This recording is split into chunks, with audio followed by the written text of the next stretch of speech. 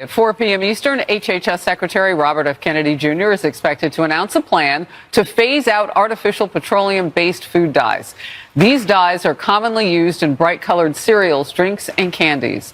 So I'm thinking it's free choice, though, right, still? That makes you sound so weak. But I might have to have some Fruit Loops. Maybe it's just me. I mean, some of this stuff, you're reading that they found it had carcinogens about 30 years ago. And they just kept pumping it and kept pumping it. Maybe we don't want to know the real color of Fruit Loops. I don't know. But it's really about time. You know, I'm glad we're getting to the Make America Healthy Again phase of this administration. I've been waiting for this. Well, you know, the book came out in 2020.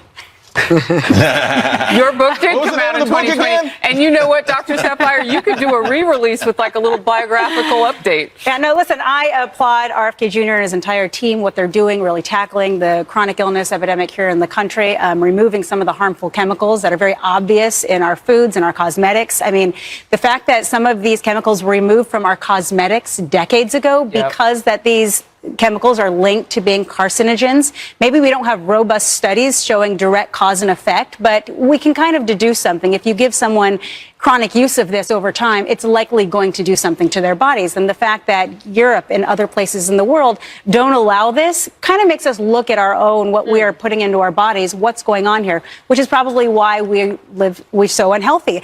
I love the idea of what they're doing, removing some of the food dyes. Anybody who knows me, who listens to me, knows that I love natural herbs. And they're saying, instead of these dyes, we're going to start using like turmeric, beetroot powder, spirulina, all of these natural ways to add coloring, because, you know, we love colored foods, so apparently. Are they going to taste similarly? So removing the dye itself is not going to alter the taste, and in fact, it might taste better with some of these more natural ways. When they start removing a lot of the sugars and the ultra-processed stuff, things may not taste the way we're used to, but that's because we've now created this environment where we're used to things tasting super sweet in a certain way, but that is just fueling our illness crisis. And salty, I mean, and that's driving those, really, we're at pandemic levels. Let's get back to our meat, potatoes, vegetables, fruits, and not all the additives. Yep, all right. I was just going to say, can you read the ingredients on the label? If you can't pronounce the ingredients, oh my goodness, you know it's something that you should not be having. I mean, listen, there's this whole trend with organics and, you know, having organic vegetables and fruit. It's a little bit more expensive. I, you know, don't always adhere to that. I take everything home and scrub until it's all good. Dr. Nicole, don't judge me.